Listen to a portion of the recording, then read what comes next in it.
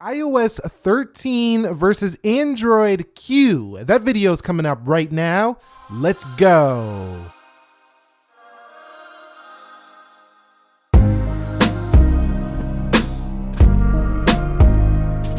So what is up, guys? Nick here, helping you to master your technology, and welcome to iOS 13.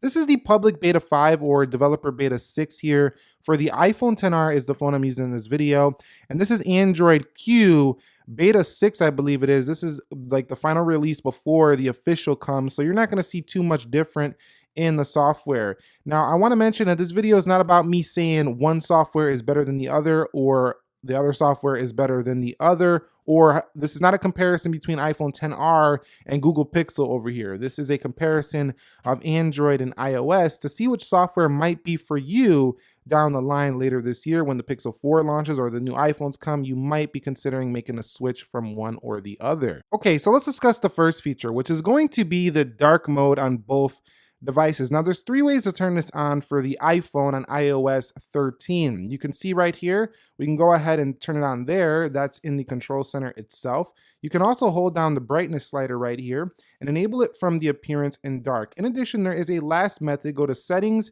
and in settings, you go to display and brightness, and you could see dark and light.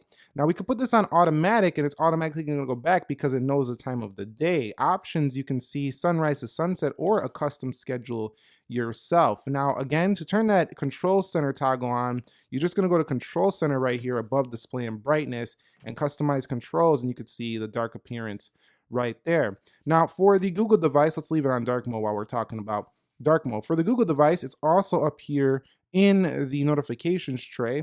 If I hit dark theme, you could see there you go, it is on. Now in addition to that, you can also turn it on a similar way as the iPhone just by going to display and turning it on and off. I don't see a schedule button on here, so that might be an advantage over to the iPhone. Now in terms of the way their dark modes actually work, I find that it's a little more consistent here on the iOS platform. For example, if we go into news, you can see that Apple's own app, the news application, is all dark. Over here for the Google Pixel device, if I hit news, you can see that it's like white. Now you can go ahead and get the news application dark, but you have to do it through the settings in the Google News app. So with that being said, we do have a few that automatically turn, like the calculator turns dark here for the Pixel. If you take off dark theme, it will go to a light theme, whereas the calculator is kind of always dark on the iPhone device. If I can go ahead and find that wherever it is, it's kind of always dark. So I do find some inconsistencies on both of these when it comes to the dark modes, because not all applications do turn dark,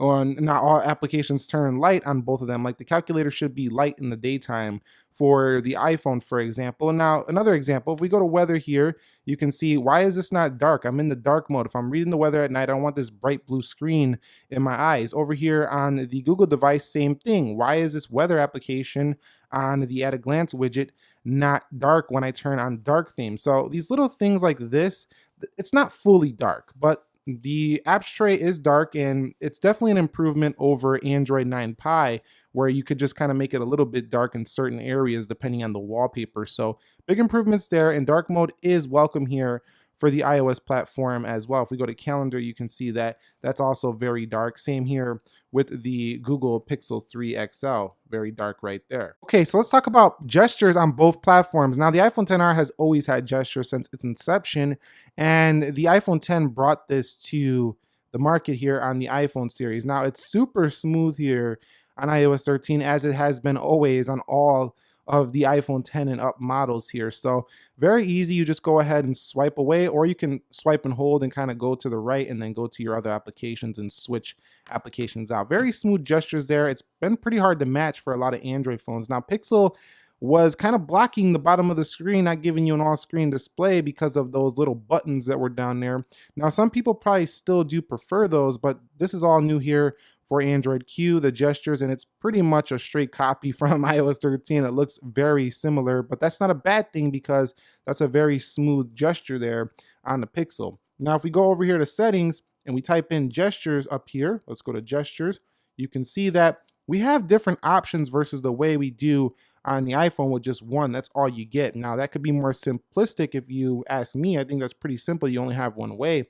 But still, the customization factor of Android is still evident here, even in 2019. With 2-button navigation, you could go back to the old style, or even 3-button navigation to the super old way of navigating an Android phone. So any way you want to do it, you can do it. Now, I don't know if this is going to stick around forever, but maybe Google's throwing it in there for those of you who are not ready to embrace the gestures just yet. Now, a different way that this goes ahead and switches between apps is that you hold down half press and then you go through your applications. Now, one big difference between the Pixel and the iPhone is that you can clear all your applications just like that. So that's a benefit to the Pixel. In addition, you can also go ahead and swipe back like this. So instead of just swiping away or hitting some icon up at the top on the iPhone to go back, you just swipe right here. Now, I kind of like that a lot. If you don't want to kind of bring your hand down all the way here to the gesture, you can just swipe back like that. So that's pretty good stuff. And that's basically how the gestures are going to work on both devices. For me, I'm kind of feeling the smooth feel of the iPhone, but I like the customization. I like the back gesture here on the Pixel, but it's going to take a lot of getting used to for those of you who aren't used to gestures on the Pixel, but it does extend your screen and doesn't have buttons in the way of many of the software applications. So iOS 13 or Android Q when it comes to information at a glance. Now, you have this right here, the Google Now section over here off to the left, which has always been, and you also have at a glance widget up here. You can add more widgets to anywhere on the home screen, so Android's been crushing it in that regard for the longest time. You could still do that on the Pixel, of course. Over here on the iPhone, you have a widgets tray off to the left that allows you to populate, with information. However, because it's the iPhone, you can't squeeze it down like you can on the iPad and get it right on that home screen like for iPad OS. So I do think getting information at a glance is still much better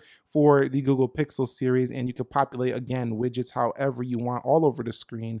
Now, this could be a little more clean if you like all your widgets here, but still, just to see it right when you open it up, the Pixel gets the win there. Okay, so one feature that Google really has going for it, and this is all Android phones basically, is the split screen. Now, you cannot do this for the iPhone, and this is really unfortunate because we're gonna buy an iPhone 11 here, are we? Are you buying an iPhone 11, 11R, 11 Max? Let us know down below. And there's still no way to split these applications. Now, a lot of people will argue that I don't need split screen on a smartphone, but I will argue that it's very useful. And when you don't have it, there's those few times where it's just annoying to not have to be able or not be able to see information you need really quickly on the bottom. And so you can multitask up at the top. Now, I think when you get into 4, 3, 4, 5, 6 apps, that can be a little bit overbearing, unnecessary, but just a standard split screen mode on both of them would be welcome.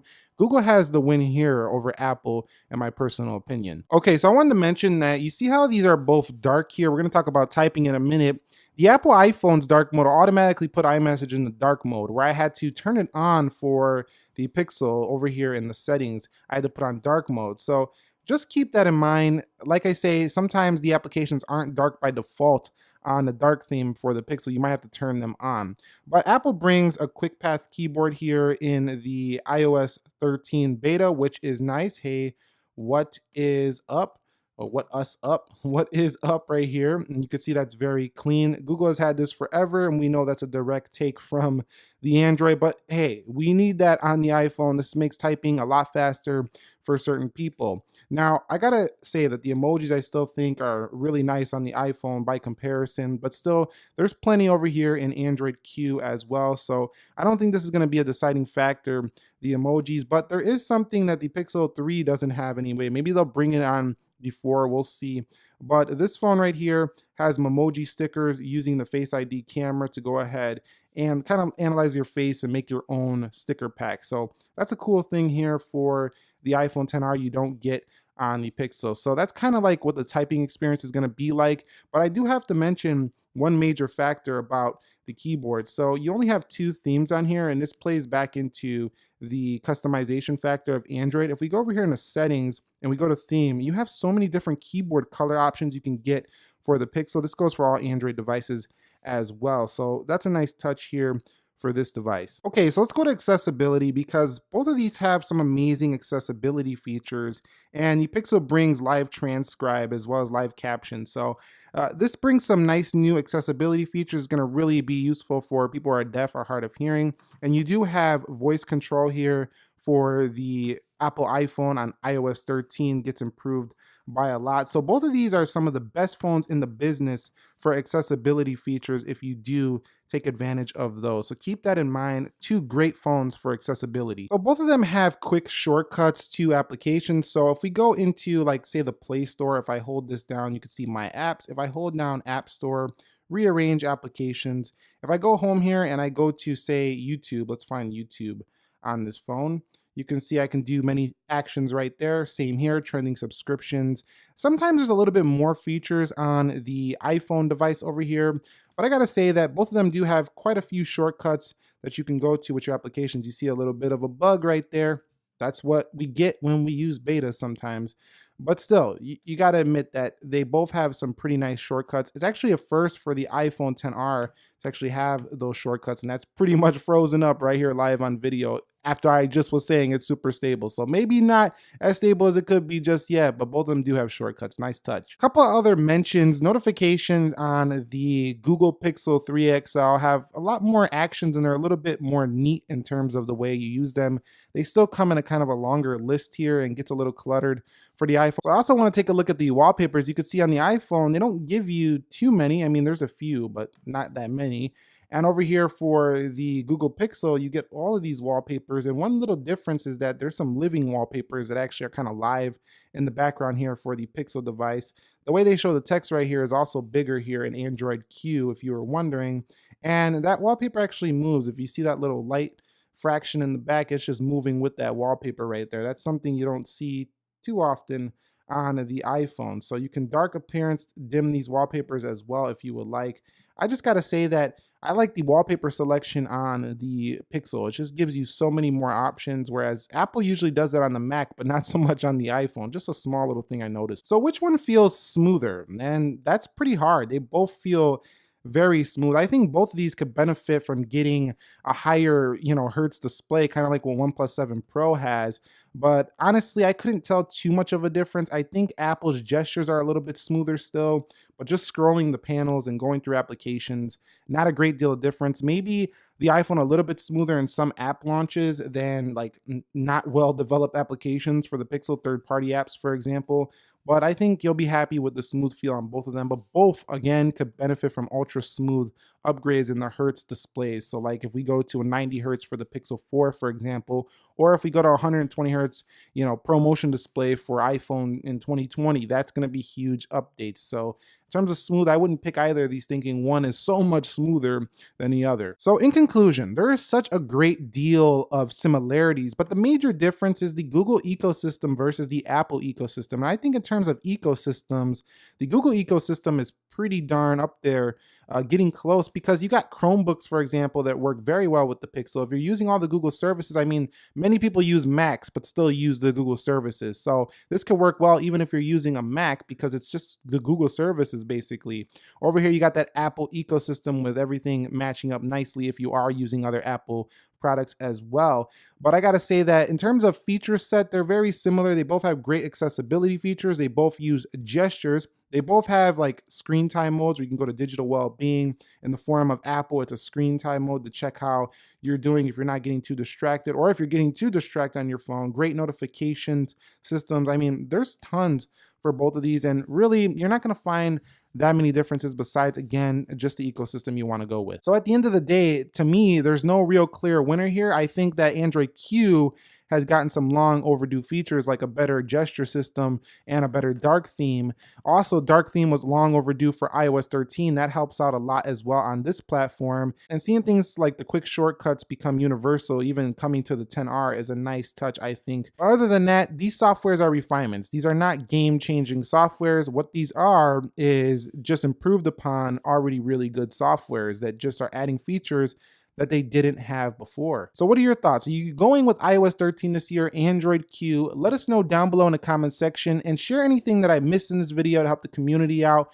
Or if you got any other questions, comments, concerns, you know what to do. Thumbs up if you enjoyed this. Nick here helping you to master your technology. Subscribe if you haven't already. We got Note 10 content coming, as well as iOS 13, more of that content coming with the official. We'll cover the official Android Q as well. We'll speed test them when they have the officials. So stay tuned for that. Nick here helping you to master your technology. Be sure to be well, and peace.